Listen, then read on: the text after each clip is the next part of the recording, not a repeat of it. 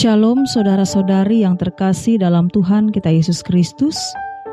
Kiranya kasih karunia dan damai sejahtera dari Allah Bapa kita dan dari Tuhan kita Yesus Kristus memenuhi hati kita semua hari ini.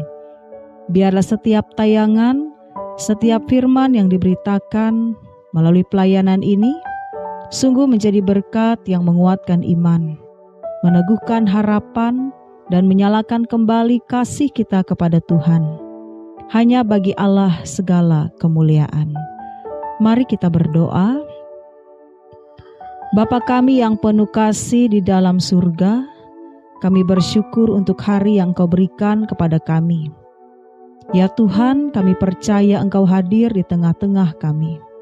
Engkau menjamah hati setiap pribadi yang membuka diri kepadamu. Ya Roh Kudus, bukalah pengertian kami. Lembutkanlah hati kami. Biarlah firman yang kami dengar bukan hanya lewat di telinga, tetapi turun sampai ke dalam hati dan menghasilkan perubahan yang nyata. Kami rindu Engkau dimuliakan melalui setiap bagian pelayanan ini. Biarlah nama-Mu saja yang ditinggikan. Di dalam nama Tuhan Yesus Kristus kami berdoa dan mengucap syukur. Amin. Ibrani pasal 8 ayat yang pertama hingga ayat yang ke-13 diberi judul bagi kita, hidup dalam anugerah perjanjian baru. Bapak, Ibu, saudara-saudari yang dikasihi Tuhan, pernahkah kita merasa seperti ini? Kita tahu apa yang benar, tetapi hati kita tidak selalu mau mengikuti. Kita tahu firman Tuhan berkata mengampuni, tetapi hati masih menyimpan kesalahan orang lain. Kita tahu harus percaya, tetapi tetap saja cemas. Kita tahu harus setia, tetapi seringkali hati mendua. Kita tahu hukumnya, tetapi hati belum tentu berubah. Hari ini firman, mari kita baca dan renungkan di dalam Ibrani pasal 8, ayat yang pertama hingga ayat yang ke-13. Inti segala yang kita bicarakan itu ialah kita mempunyai imam besar yang demikian, yang duduk di sebelah kanan tahta yang maha besar di surga, dan yang melayani ibadah di tempat kudus, yaitu di dalam kemah sejati, yang didirikan oleh Tuhan dan bukan oleh manusia. Sebab setiap imam besar ditetapkan untuk mempersembahkan korban dan persembahan, dan karena itu Yesus perlu mempunyai sesuatu yang dipersembahkan. Sekiranya ia di bumi ini, ia sama sekali tidak akan menjadi imam, karena di sini telah ada orang-orang yang mempersembahkan persembahan menurut hukum Taurat. Pelayanan mereka adalah gambaran dan bayangan dari apa yang ada di surga, sama seperti yang diberitahukan kepada Musa ketika ia hendak mendirikan kemah. Ingatlah, demikian firman-Nya, bahwa engkau membuat semuanya itu menurut contoh yang telah ditunjukkan kepadamu di atas gunung itu. Tetapi sekarang ia telah mendapat suatu pelayanan yang jauh lebih agung, karena ia menjadi pengantara dari perjanjian yang lebih mulia, yang didasarkan atas janji yang lebih tinggi. Sebab sekiranya perjanjian yang pertama itu tidak bercacat, tidak akan dicari lagi tempat untuk yang kedua. Sebab ia menegur mereka ketika ia berkata, sesungguhnya aku datang kepadamu dan akan datang waktunya. Demikianlah firman Tuhan. Aku akan mengadakan perjanjian baru dengan kaum Israel dan dengan kaum Yehuda. Bukan seperti perjanjian yang telah kuadakan dengan nenek moyang mereka. Pada waktu aku memegang tangan mereka untuk membawa mereka keluar dari tanah Mesir. Sebab mereka tidak setia kepada perjanjianku, dan aku menolak mereka. Demikianlah firman Tuhan. Maka inilah perjanjian yang kuadakan dengan kaum Israel. Sesudah waktu itu, demikianlah firman Tuhan. Aku akan menaruh hukumku dalam akal budi mereka, dan menuliskannya dalam hati mereka. Maka aku akan menjadi Allah mereka, dan mereka akan menjadi umatku. dan mereka tidak akan mengajar lagi sesama warganya atau sesama saudaranya dengan mengatakan, "Kenakanlah Tuhan," sebab mereka semua, besar kecil, akan mengenal Aku. Sebab Aku akan menaruh belas kasihan terhadap kesalahan mereka dan tidak lagi mengingat dosa-dosa mereka. Oleh karena Ia berkata-kata tentang perjanjian yang baru, Ia menyatakan yang pertama sebagai perjanjian yang telah menjadi tua. Dan apa yang telah menjadi tua dan usang telah dekat kepada kemusnahannya.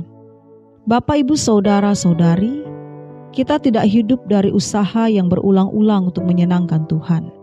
Kita hidup dari karya Kristus yang sudah selesai. Ayat yang kedua sampai pada ayat yang kelima menjelaskan bahwa para imam di Perjanjian Lama melayani dalam kemah yang disebut sebagai bayangan dari yang sebenarnya. Bayangan bukanlah benda itu sendiri. Bayangan hanya menunjukkan bahwa ada sesuatu yang lebih nyata. Semua sistem korban dan imam dalam Perjanjian Lama sebenarnya menunjuk kepada Yesus. Hukum Taurat itu baik, sistem itu kudus, tetapi itu belum lengkap. Itu seperti peta yang menunjuk kepada tujuan, tetapi peta bukanlah tujuan itu sendiri. Yesus adalah realitasnya. Karena itu ayat yang ke-6 berkata bahwa pelayanan Yesus jauh lebih agung. Ia menjadi pengantara dari perjanjian yang lebih baik yang didasarkan pada janji-janji yang lebih tinggi. Disinilah inti pasal ini, yaitu tentang perjanjian yang baru. Kemudian ayat yang ke-7 dan seterusnya menjelaskan mengapa diperlukan perjanjian yang baru. Bukan karena hukum lama itu salah, tetapi karena manusia tidak sanggup mentaatinya. Allah berkata bahwa umat tidak setia kepada perjanjiannya. Saudara, hukum Tuhan itu baik. Masalahnya bukan pada hukum, masalahnya pada hati manusia. Sejak di Gunung Sinai, bangsa Israel berkata, "Segala yang difirmankan Tuhan akan kami lakukan." Tetapi sejarah mereka adalah sejarah kegagalan.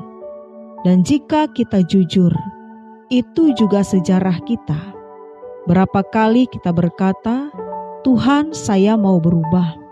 Tetapi beberapa hari kemudian, kita kembali jatuh dalam kesalahan yang sama. Perjanjian Lama dibangun di atas janji manusia kepada Allah. Perjanjian baru dibangun di atas janji Allah kepada manusia. Bukan lagi manusia yang berkata, "Saya akan taat," tetapi Allah yang berkata, "Aku akan mengubahkanmu." Lihat ayat yang ke-10.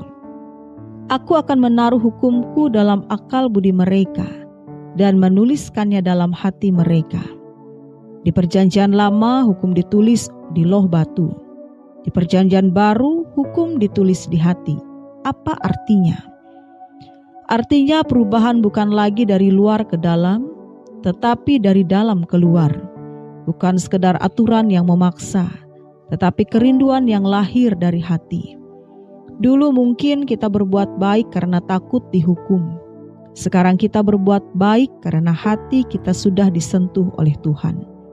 Dulu mungkin kita datang beribadah karena kewajiban. Sekarang kita datang karena rindu. Itulah karya Roh Kudus.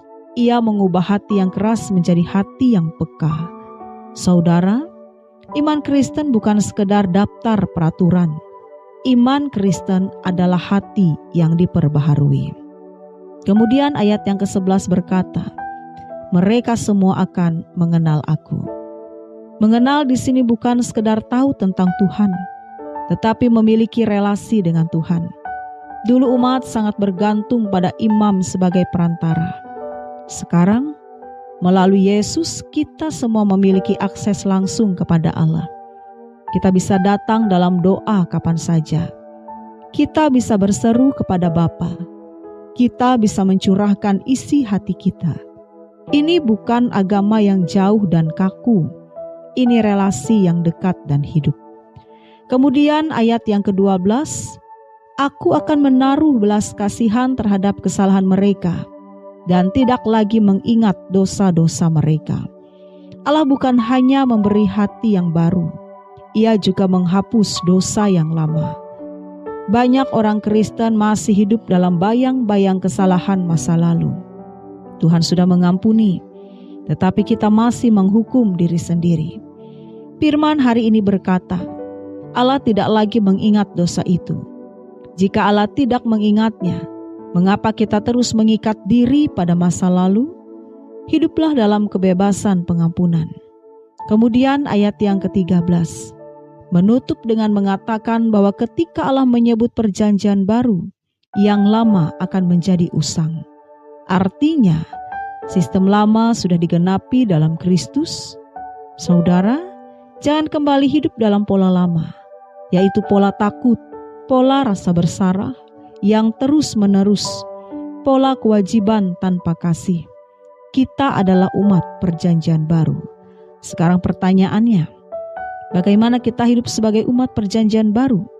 Pertama, berhentilah hidup hanya dari kewajiban. Jika kita beribadah hanya karena takut berdosa, hati kita akan lelah. Datanglah kepada Tuhan karena kita dikasihi. Kedua, izinkan Tuhan bekerja di hati. Mintalah Roh Kudus mengubah motivasi kita. Jangan hanya meminta perubahan situasi, tetapi mintalah perubahan hati. Ketiga, hiduplah dalam pengampunan. Jangan terus-menerus mengingat kesalahan yang sudah Tuhan ampuni. Bangkitlah dan berjalanlah dalam anugerah. Keempat, bangunlah kebiasaan rohani dengan kesadaran bahwa hati kita sudah diperbaharui. Membaca firman bukan untuk menambah pengetahuan saja, tetapi untuk menjaga hati tetap selaras dengan Tuhan. Kiranya hari ini kita tidak hanya mengerti dengan pikiran, tetapi mengalami dengan hati.